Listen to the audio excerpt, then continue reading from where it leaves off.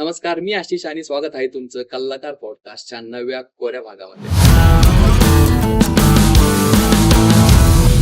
रामकृष्ण हरी. आज मी आहे संतांची भूमी देहूनगरीमध्ये. आज आपल्यासोबत खूप खास पाहुणे आहेत, ज्यांना डिजिटल माध्यमातून वारकरी संप्रदायाचा प्रसार करणारे व्यक्तिमत्व म्हणून ओळखले जाते, जी नेहमी सोशल मीडियाच्या माध्यमातून वारी, पालखी सोहळा, कीर्तन, अभंग आणि वारकरी संस्कृतीतील माहिती लोकांपर्यंत पोहोचवण्याचे काम नेहमी करत असतात.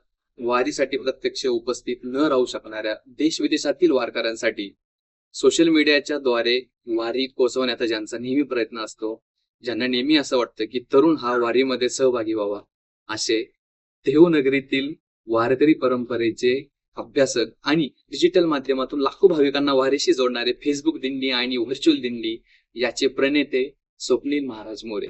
कसे आहात आणि सध्या आयुष्यात काय चालू आहे? सध्या आयुष्यात खूपच गडबड चालू आहे, असं चांगली गडबड चालू आहे असं म्हणता येईल. आणि खूपच हेक्टिक असं, पण एन्जॉय करतोय ती सगळी लाईफस्टाईल आपली जे काही 2-3 महिने करता येते चालले व्यवस्थित. खर तर तुमची जी ओळख आहे सर्वांनाच फेसबुक दिंडी किंवा व्हर्च्युअल दिंडी या सोशल मीडियाच्या माध्यमातून पहिल्यापासून आहे. खरं तर आजचा पॉडकास्ट मी बोललो की त्यामुळेच होतोय, कारण मी तुम्हाला तेव्हापासून ओळखतो ज्यावेळेस तुम्ही फेसबुक दिंडीला सुरुवात केली होती. तर मला हेच विचारायला आवडेल की काय नेमकं तुमच्या संकल्पना काय आहेत, की फेसबुक दिंडी म्हणजे काय किंवा व्हर्च्युअल दिंडी म्हणजे काय, आणि हे चालू करण्यामागचा तुमचा मेन हेतू काय होता? फेसबुक करांची दिंडी, व्हर्च्युअल दिंडी असं नाव होतं सुरुवातीला. आणि मला आठवतंय की मी नुकतंच ग्रॅज्युएशन माझं पूर्ण झालं होतं आणि वारी करायला भेटत नव्हतं. मग वारीला जाण्याचा योग आला तो त्या सुट्टीच्या काळामध्ये. आणि नुकतंच माझं प्लेसमेंटही झाली होती IT कंपनीमध्ये, पण प्लेसमेंटच्या अगोदर हा सगळा वेळ मिळाला होता. मग मी ठरवलं की आता आपण जाऊ वारी. तर मग माझ्या सोबत जे होते ना मित्र, ते म्हणले अरे आम्हाला पण यायचंय, पण मला नाही जमत आहे, मला काहीतरी काम आहे किंवा माझं काहीतरी शेड्यूल वेगळं आहे. तर मी विचार केला अरे आपण जाऊ आता. मग आपण ह्यांना सोबत घेऊन जाऊ शकतो. आपण जर फोटो काढून ते पोस्ट केले फेसबुकवर, तर ते लोक पण आपल्यासोबत आल्यासारखं होईल आणि एक व्हर्च्युअल पद्धतीने आपण त्यांना घेऊन जाऊ. म्हणून त्यावेळी एक इव्हेंट बनवला फेसबुकवर, फेसबुक करांची दिंडी, व्हर्च्युअल दिंडी. ते नावामागचं पण तुम्हाला सांगतो कसं आहे. तर फेसबुक करांची दिंडी असं नाव ठेवण्यामागचं, दिंडीची नावं कधी पण त्यांच्या मालकाच्या किंवा त्या गावाच्या नावावर असतात. बरोबर, की पाथरोडकर दिंडी किंवा बोचरीकरांची दिंडी, असं थोडक्यात वेगवेगळी नावं असतात. आणि मला आठवतंय की मी बनवला इव्हेंट आणि माझे 400-500 मित्र होते त्यावेळेस. त्याची अशी कन्सेप्ट होती की ते लोक त्या पुढच्या त्यांच्या मित्रांना इन्व्हाइट करणार होते. त्यांनी त्यांना इन्व्हाइट केलं पुढं, आणि तो एका रात्रीमध्ये व्हायरल होणं काय असतं ते त्यावेळेस मी अनुभवलं. ते पुढे जाऊन व्हायरल तर झालोच त्या दिवशी मी रात्री, पण दुसऱ्या दिवशी सकाळी लोकमत पेपरला फ्रंट पेजला खाली जे काही एक सेक्शन असतं त्याच्यामध्ये बातमी आली होती, फेसबुककरांसाठी नवीन दिंडी म्हणून. आणि त्या पत्रकारांनी मला न फोन करता फक्त ते डिस्क्रिप्शन वाचलं होतं माझ्या इव्हेंटचं, आणि त्याच्यावरून त्यांनी बातमी लावली होती. त्या दिवसापासून म्हणजे सगळ्या मीडियाचाही या सगळ्या याला सपोर्ट आहे. मला आठवतंय चांगलं की हे पेपरला बातमी आली, मग ते अजूनच बूस्ट झालं, मलाही प्रेरणा भेटली. मग IBN लोकमत त्यावेळेस फेमस होता, मला वाटतं आठवते प्राची कुलकर्णी म्हणून पत्रकार होत्या, त्यांनी देवला येऊन माझा इंटरव्ह्यू केला. आणि तिथून जे सुरुवात झालाय प्रवास त्याचा, 2011 सालची गोष्ट आहे आणि आता जवळपास 2026 16वं वर्ष आहे फेसबुक. अरे वा. ही कन्सेप्ट थोडक्यात त्याच्या मागची. तुम्हाला माहितीये का, आपल्यासोबत अजून एक पाहुणे, पण मी दादांना सांगेन की त्यांची ओळख तुम्हीच करून द्या. फेसबुक दिंडी आपण केली ती तरुणांना वारीत आणण्यासाठी, तरुणांना वारीचं वेळ लावण्यासाठी थोडक्यात. आणि बरेच जण मला तरुण भेटतात वारीमध्ये, की तुमचे फोटो आणि व्हिडिओ पाहून, तुमची गाणी ऐकून आम्ही वारीत आलोय बरं का. आणि इतका आनंद होतो, इतकं समाधान भेटतं त्यामुळं.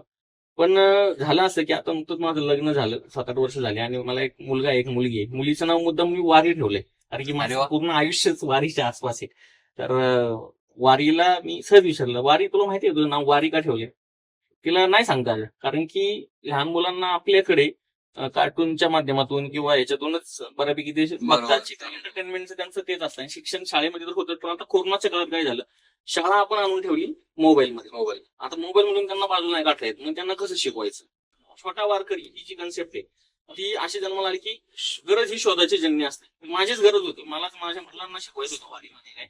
तर मग मी विचार केला की आपण छोटा वारकरी नावाने कन्सेप्ट करू, कारण की छोटा भीम आहे, लिटिल सिंगम आहे, लिटिल कृष्ण आहे, किंवा तुमचं कोकोमेलन पण आहे. पण मग वारकरी संप्रदायाचं माहिती देणार कोणी नव्हतं. आता ते छोटा वारकरी ह्या स्टेजला आलेला आहे आता, की तो आता जवळपास 3-4 महिने झाले मुख्यमंत्र्यांनी त्याचं लॉन्चिंग केलं. त्यानंतर उपमुख्यमंत्री सुनेत्राताई ते पर्सनली मला ओळखतात, तर त्यांनी वेबसाईटचं लॉन्च केलंय. जे आहेत संभाजीराजे त्यांच्या हस्ते रायगडावरती राज्याभिषेकच्या पूर्वसंध्येला हे लॉन्च केलंय. हे करत होते. आता आपण मोठ्यांना एज्युकेट केलं ते आहेत आपल्या बरोबर, पण लहान मुलांचं खूप लक्ष होत होतं आपल्या जीवनात. आणि त्यांना आपली संस्कृती कळणं, वारकरी संप्रदाय काय आहे ते कळणं, तुकोबांची शिकवण थोडक्यात समजून सांगणं, यासाठी आपण छोटा वारकरी केला असं समजून. मला वाटतंय का तुम्ही जे करताय आता, जे तुमची संकल्पना किंवा त्याच्या मागचा हेतू हा साध्य होतोय, कुठेतरी तुम्हाला रिस्पॉन्स मिळतोय, हे होतंय खरं, होत चाललंय? मी सुरुवात केली होती तेव्हा एवढा विचार नव्हता केला की काय सक्सेस भेटेल किंवा काय नाही. मी फक्त एन्जॉय करत होतो. फोटोग्राफी थोडंफार मला फ्रेमिंगचं नॉलेज आहे. मला सगळ्या गोष्टी थोड्या थोड्याच समजतात. म्हणजे मी कशात एक्सपर्ट आहे असं नाही. त्यावेळेस काय ह्याच्यातून सॉन्ग भेटेल काय नाही ह्याचा विचारच नाही केला कधी. पण जेव्हा वारीमध्ये आम्ही चालत असतो आणि आपण म्हणलेलं वारी चुकायची नाही हे साऊंडवर चाललेलं असतं, पालखी चाललेला असतं आणि अख्ख्या म्हणजे इथून देहूतून पंढरपूर पर्यंत सगळ्या रूटवरती तेच गाणं लागलेलं असतं.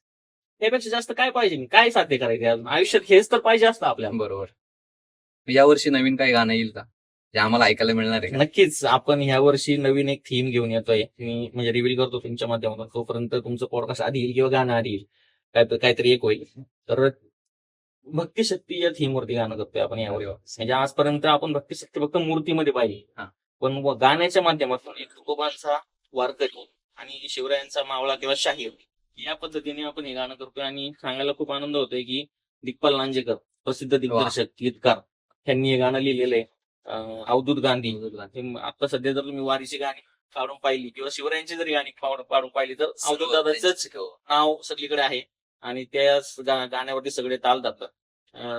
शिवबा राजा छत्रपती झालं रे हे जे फेमस गाणे आहे, आता तुम्ही फोक आख्यांमध्ये ऐकत असाल, शाहीर चंद्रकांत माने हे त्यांच्यासोबत शाहीरच्या भूमिकेत असणार आहेत. आणि या दोघांची जे काही सवाल जवाब आहे तुम्हाला भक्तिशक्तीचं हे जे थीम सॉंग आहे आपलं. काय वाटतं तुम्हाला पहिला वारकरी कोण असेल वारी चालू झाली तेव्हा? बघा, वारी ही अशी संकल्पना आहे की त्याचं खूप बॅक मध्ये जाऊन जर आपण बघितलं तर असं काही ठोस पुरावे नाही कधीपासून चालू झाले, तर मी तुम्हाला नाही सांगू शकत.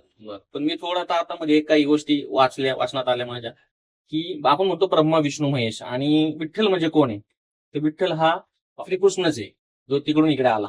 मग ब्रह्मा विष्णू महेश मध्ये महेश म्हणजे शंकराला असं वाटलं की कुठे गेलाय हा नक्की, कुठं जाऊन राहतोय बघू तरी आपण. तो आला कुठून बघायला भूतालावरती की हा नक्की कुठे जाऊन राहतोय. त्याच्यासोबत पार्वती होती आणि त्याच्यासोबत नंदी होते.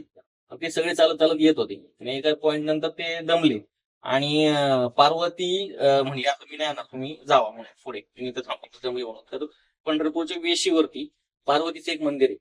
त्यानंतर नंदी पण एका पॉईंट नंतर जमले, ते म्हणले मी पण नाही येऊ शकत, तुम्ही पुढे राहा. तर ते त्याचंही मंदिर आहे. एक मारुतीच्या मंदिराच्या समोर नंदी असलेलं एकमेव मंदिर आहे पंढरपूरमध्ये. हे माझ्या आता वाचनात आले तुम्हाला सांगतो मी. मग ते दोघंही मागे थांबले आणि हे आले. मग हे थोड्या वेळ त्यांनी वाट पाहिली पंढरपूरमध्ये पांडुरंगाची इथं बाहेर. आणि नंतर मग ते आता कसं आपला मित्र आल्यावर आपण म्हणतो की अरे बाबा काय आलोय मी, काय तो म्हणला हा ये बस माझ्या डोक्यावर. तुम्ही जर पांडुरंगाचं जर डोकं पाहिलं तर ती महादेवाची लिंग आहे, थोडक्यात पिंड आहे, विठ्ठलाच्या वरती जे आहे. बरोबर. अशा पद्धतीने पहिली वारी जर कोणी केली असेल तर ती भगवान शंकराने केली, असं थोडक्यात मागचं हे आपण म्हणू शकतो. दरवर्षी दादांचं एक गाणं असतं म्हणजे असतंच. जसं त्यांनी सांगितलं की वारी चुकायची नाही, आणि अजून एक खूप सारे गाणे त्यांनी आपल्यासाठी बनवले, वारीवर बनवले. मला असं विचारायचंय की तरुण जो आहे ना तो का वारीकडे आला पाहिजे, का वारकरी संप्रदायाकडे आला पाहिजे, असं तुम्हाला का वाटतं?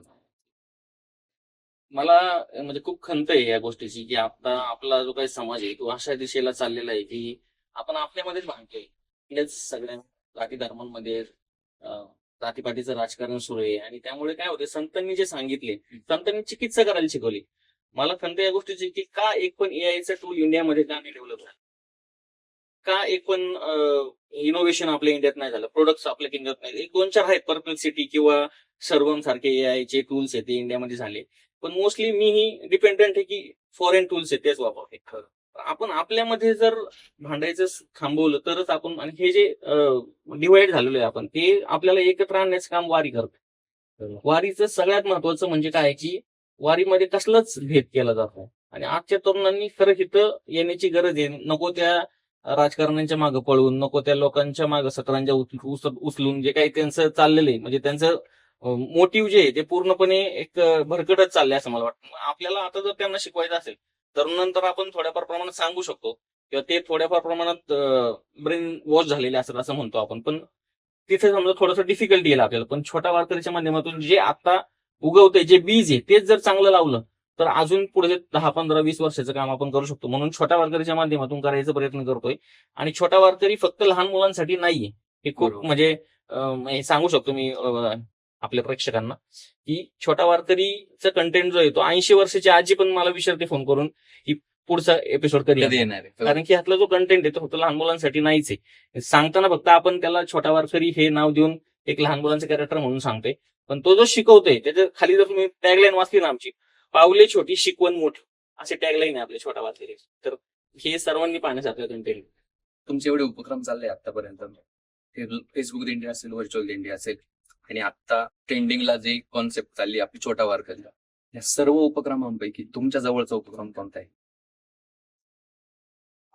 तसे खूप तुम्ही म्हणताय तसे खूप उपक्रम आहेत. माझ्या जवळचा उपक्रम आता जर बघायला गेलं तर छोटा वारकरी हा माझा तिसरा मुलगा आहे असं समजा. छोटा वारकरी म्हणजे आमची वारी आहे, नंतर आमचा वैष्णव आहे, आणि माझा छोटा वारकरी हा तिसरा मुलगा आहे माझा. त्याला नवीन मी जन्म दिला असं समजा, आणि त्याला आता मोठं करायचं. आणि तसं तो फक्त शरीराने लहानच राहील, हा. त्याला फक्त वैचारिकदृष्ट्या मोठं करायचे, त्याला शिकवायचे. आणि तो शिकतो तसं मी शिकते. मी काही खूप अभ्यास केला नाही. मी 8वी 9वी असताना कीर्तन केलं होतं पहिलं, मला आठवतंय.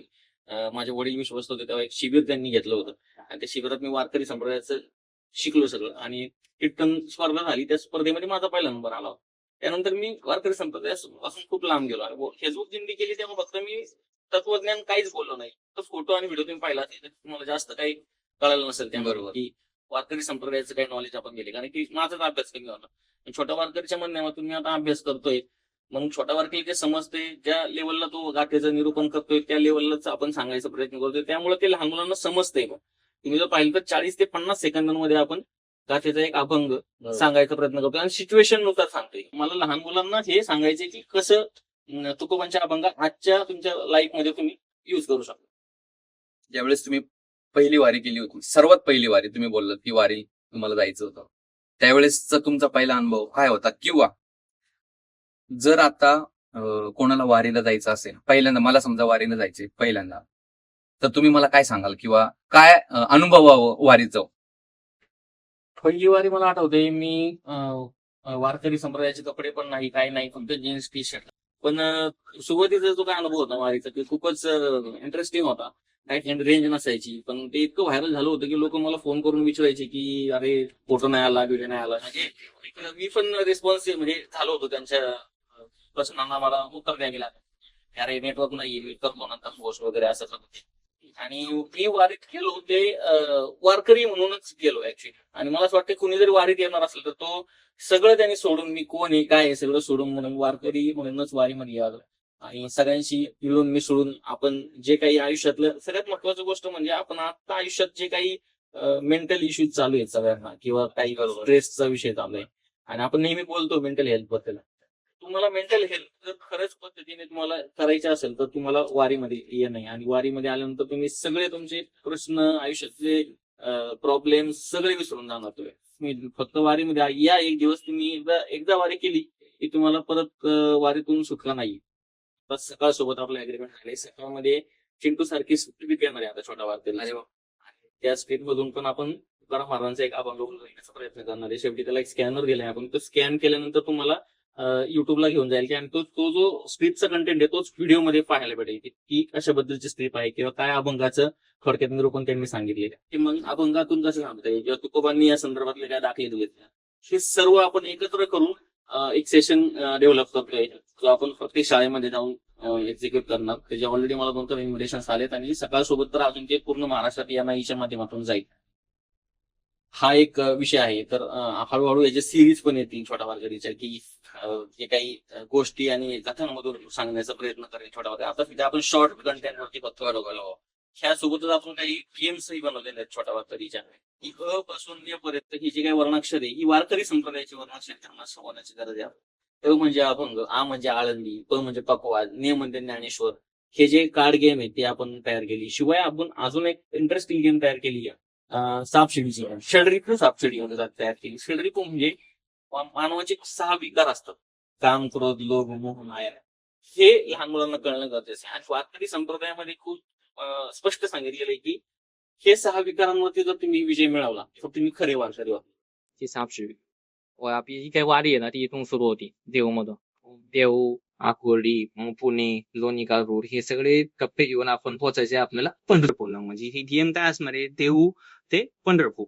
पंढरपूरला पोहोचल्यामुळे तुम्ही गेम जिंकले. त्यानंतर ह्यामध्ये तुम्हाला हे साप दिसत आहे. ते साप आपण काय रिप्रेझेंट केले, ते षडरिपू आहे. म्हणजे मोह, मत्सर, माया हे सगळे 6 जे काही षडरिपू आहेत हे साप दाखवतात. म्हणजे तुम्ही जर लहान मुलं यांच्या तोंडापाशी गेले तर ते तुम्हाला आयुष्यात खाली आणणार आहे. त्यामुळे हे काय आहे ते कळलं पाहिजे. तर तुम्हाला QR कोड दिले, ते QR स्कॅन केला तर तो व्हिडिओ पण दिसेल तुम्हाला. काम म्हणजे काय, क्रोध म्हणजे काय, हे तसं आपण इंटरॅक्टिव्ह केलंय किंवा मोबाईल आणि ह्याच्यामध्ये मुलं. आणि हे सगळे घेऊन आपण पंढरपूर पर्यंत जायचे. ही गेम म्हणजे आपण ह्याच्यामध्ये कॅनव्हासवर प्रिंट केली. ह्याच्यावर छोटा वारकरी ह्या जो आहे तो असा छोट्या प्रकारचा येईल आणि तुम्ही त्याला पुढं न्यायचे याच्यामधून असं. आणि मग तो डाईस आणि हे आपण त्याच्यासोबत देऊ छोटा वारकरी. तिथे म्हणजे साप आहेत, सापशिडी म्हणजे साप म्हणजे हे षडरिपू आहेत 6. त्यांच्या तोंडापाशी गेले तर तुम्ही खाली येणार ऑलरेडी आयुष्यामध्ये. आणि तुम्ही जर शिडी संतांपाशी गेले तर त्या शिडीने तुम्ही आयुष्यात वरती जाणार. बरोबर. हे लहान मुलांना कळण्याचं काम म्हणजे काय, क्रोध म्हणजे काय, म्हणजे लोभ म्हणजे काय, सगळं मलाच पाहिजे आजकाल लोकांना वाटतं. बरोबर. हे लहान मुलांना कळल्या गरजेचं आहे की लोभ म्हणजे काय, तरच त्यावरती ते विजय मिळवू शकतात ना. ही गेम इतकी म्हणजे इंटरेस्टिंग आहे की त्याची कॉर्पोरेट पण आम्ही घेतले. मला असं कुठे वाटतं का की शाळेमध्ये एवढे सारे विषय आपण शिकलो आता शिकले जातात, एक वारकरी संप्रदायाबद्दल एक विषय पाहिजे असं वाटतं का कुठेतरी? हा म्हणजे आता मी सुनेत्राताई पवार जे आहेत उपमुख्यमंत्री त्यांच्याविषयी त्यांच्या पुढे हा विषय तासामध्ये आपण वारकरी संप्रदायाशी रिलेटेड जे काही मूल्य आहेत ती शिकवायचा प्रयत्न करूया. म्हणजे छोटा वारकरीच त्यांना सांगेल आणि छोटा वारकरी कॅरेक्टरच्या माध्यमातून सांगितलं तर त्यांना अजून लहान मुलांना कनेक्ट होईल. आताहीच त्यांचं लहान मुलांचं बऱ्यापैकी कनेक्शन झालं. आता बऱ्याच ठिकाणी हे मिनिएचर मी घेऊन जातो ना, लहान मुलं रडतात, आई वडिलांना म्हणतात मला पाहिजे, कारण की ते तसं बनलेलाच आहे ऍक्च्युली. तर तुम्ही म्हणताय तसं शाळांमध्ये हा तास शासनाकडून जर झालं तर डिरेक्टली वरतून जर आला, आता हे जर पॉडकास्ट पाहत असतील शासनातील कोणी तर त्यांनी हा वरतूनच आदेश काढावा, GR काढावा की प्रत्येक शाळेमध्ये फक्त मी म्हणत नाही की एका धर्माचं आहे म्हणून, हा धर्म आणि जातीचा पलीकडचा विषय. कोण संतांनी कधीच धर्म जातीला हे दिलेलं नाहीये. तर हे सगळं मला वाटतं वरतून जर झालं तर माझी विनंती राहील की ते सर्व शाळांमध्ये मी 100% इम्प्लिमेंट करण्याचा प्रयत्न. 100%. बरेच लोक असे आहे ना की आता ज्यांना वारीला जायचंय, म्हणजे मी खूप माझे मित्र पण बघतो की जे जॉब करतात, त्यांना आता आवड आहे की वारीत जायचं. त्यांना जायचं कसं हेच माहित नाही. वारी खरं तर कुठून निघते, कशी निघते, आपण त्याच्यामध्ये कसं जायचं, कुठे राहायचं, काय करायचं, याबद्दल तुम्ही काय सांगाल? आता आपण वारीबद्दल बोललो, आता आपण पुढे जाऊया की पालखी सोहळा. वारीच्या सोहळ्यामध्ये कसं रूपांतर झालं. तर तुकोबांचे तृतीय नारायण महाराज देवकर यांनी असा विचार केला की आता त्यांनी पुढे ती परंपरा चालू ठेवली, वारी चालत जाण्याची परंपरा जी होती ती. पण त्यांना नंतर असं वाटू लागलं की आपल्या सोबत आपण काहीतरी मिस करतोय कोणाला तरी, किंवा आपल्या सोबत ते असले पाहिजे, तुकोबा आणि अनोबा आपल्या सोबत असले पाहिजे. त्यांनी शक्कल लढवली आणि एक इनोव्हेटिव्ह कल्पना काढली, आयडिया काढली त्यावेळेस की आपण त्यांच्या पादुका घेऊ, त्या पालखीत ठेवू आणि त्या घेऊन जाऊ पंढरपूर. म्हणजे ते आपल्या सोबत चालेल असंच त्याचं हे होईल.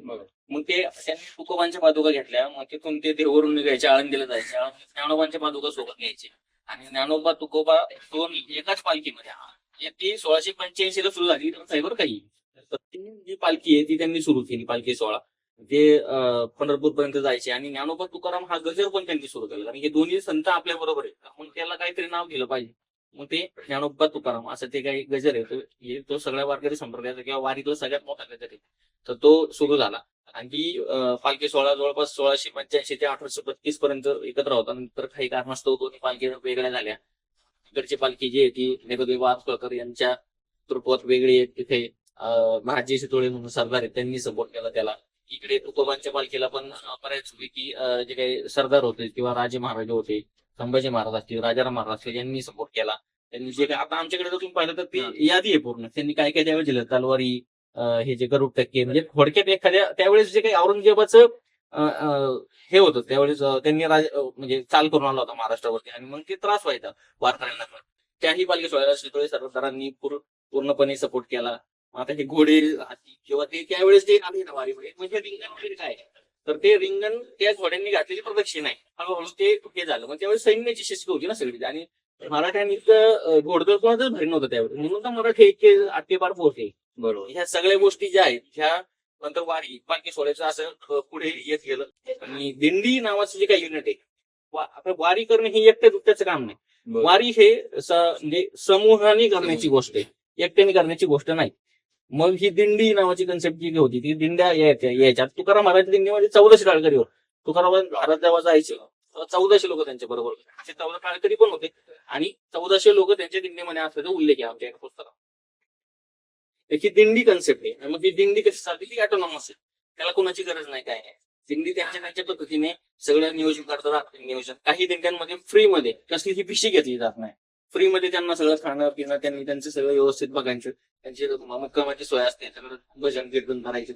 आणि दिंडीच्या नंतर आपण तू म्हणलं तसं तर काही दिंड्या काही थोडीफार पिशी घेतात नियोजनासाठी, चांगल्या पद्धतीने नियोजन करायचं असेल तर. कोणालाही वारी करायची असेल तर दिंडीला संपर्क साधायचा, दिंडीच्या मालकाला सांगायचे की आम्हाला चालायचं त्यांच्याबरोबर, यायचंय तुमच्याबरोबर. आणि मग साधा वारकरी बनवून त्यांची जर फ्री असेल तर फ्री. आता आमची संत तुकाराम महाराज संस्थांची दिंडी तर फ्रीच असते, त्याच्यामध्ये पैसे नाही घेत असले.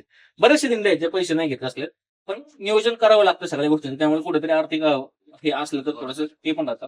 तर ह्या सगळ्या गोष्टी जर तुम्हाला वारीत यायचं असेल तर तुम्ही अशा पद्धतीने कुठल्याही दिंडीला संपर्क करून त्यात सहभागी होऊ शकता, वारकरी म्हणून चालू शकता.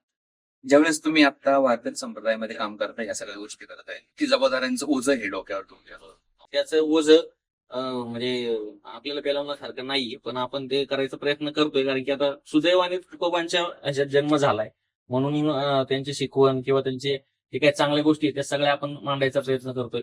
आणि ओझ किंवा दडपण नेहमी असतं, कारण की खूप मोठे विचारवंत आहेत जे ते माझ्यापेक्षा जास्त अभ्यासक आहेत, तर ते त्यांचं एक अभ्यास सुरूच आहे.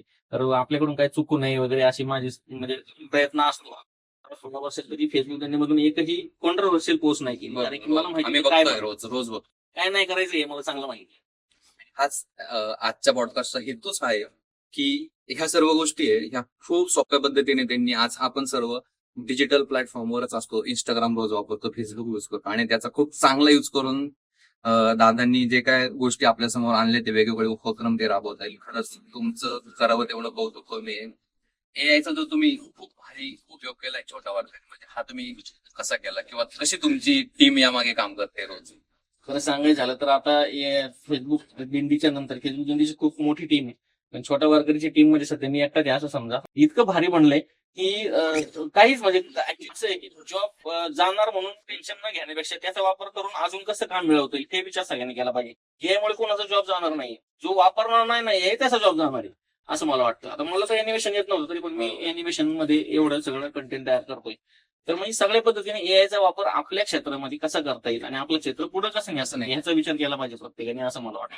की आपले नॅशनल लेवलची मोठी एआय समिट होती, त्याच्या अगोदर आपली इंटरनॅशनल समिट झाली. सगळे भारतात सगळ्या देशातले जे काही एआयचे वापर ते आले. मी ज्या समिटला गेलो ते एआयची रिजनल समिट होती. इंडियातले जेवढे प्लेयर्स आहेत आणि जे एआयचे काहीतरी प्रोडक्ट बनवतात आहेत, सर्व्हिस देतात आहेत, त्यांचे सगळ्यांची समिट होती. त्यामध्ये एआय लुमिनरी अवॉर्ड भेटायला की वेगळं काय तर तुम्ही करून एआयचा वापर करून एक इनोव्हेटिव्ह प्रोजेक्ट आणलाय, तो समाजाच्या चांगल्यासाठी पण वापरताय. तर अशा पद्धतीने एकदम सगळ्या भारतातल्या सगळ्या प्रोजेक्ट्समध्ये त्याला एआय लुमिनरी अवॉर्ड मिळाला. यावर्षी थीम काय असणार, यावर्षी गाण्याची थीम काय असली पाहिजे, किंवा कसं आपण मागच्या वर्षी काय चुका झाल्या आपल्या बरोबर, काय चांगलं झालं म्हणजे कसं रिपीट करता येईल, या सगळ्या गोष्टी आम्ही बोलतो. आणि आमचं काम चालू होतं 3 महिन्यापासून. जसं पालखीचं पण काम आहे ना, खरं बघायला तुम्हाला माहिती नसेल की ज्यावेळी तुकोबांची तीच सोहळा असतो तुकोबांचा, त्या दिवशी जे काही सगळे दिंड्यांचे प्रमुख असतात ते येतात आणि मग तिथूनच ऍक्च्युअली मॅनेजमेंट सगळी सुरू होतात. काही दिवसांनी आम्ही एक प्रोजेक्ट करणार आहे पालखी सोहळ्याचे संपूर्ण जे काही डॉक्युमेंटरी बनवायची आपल्याला, त्यात हे सर्व गोष्टी येतीलच की कसं नियोजन करतोय की आम्ही मोरे मंडळी कशा पद्धतीने या सगळं मॅनेज करतो. आमचं जे काही गाणी आहेत ती बऱ्यापैकी लोकांना आवडतात, ती पाहतात, मग त्यातूनच पैसे थोडेफार येतात आणि मग त्यातून ते पुढचं गाणं होतं. म्हणजे आम्ही ऑटोनॉमस मोडलाय आता फेसबुक दिंडी, याला काही फंडिंगची गरज नाही किंवा काही.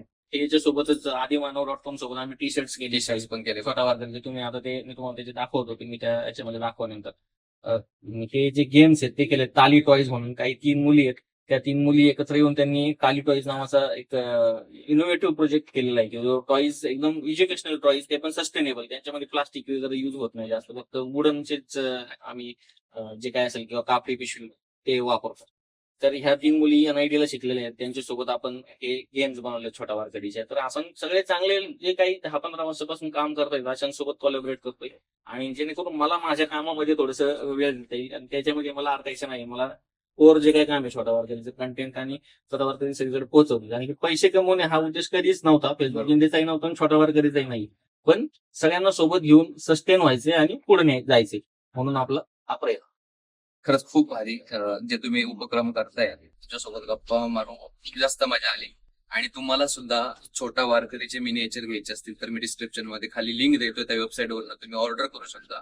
त्याचबरोबर आता जी वारी येते त्यासाठी तुम्ही टी शर्ट पण ऑर्डर करू शकता, त्याची लिंक मी देतो. खरंच खूप भारी वाटलं तुमच्यासोबत गप्पा मारून आणि आपण परत एकदा कधीतरी भेटू आणि पुन्हा एकदा छान छान गप्पा मारू. तुमच्या इथून पुढच्या सर्व उपक्रमांसाठी तुम्हाला खूप खूप शुभेच्छा. धन्यवाद. रामकृष्ण. रामकृष्ण.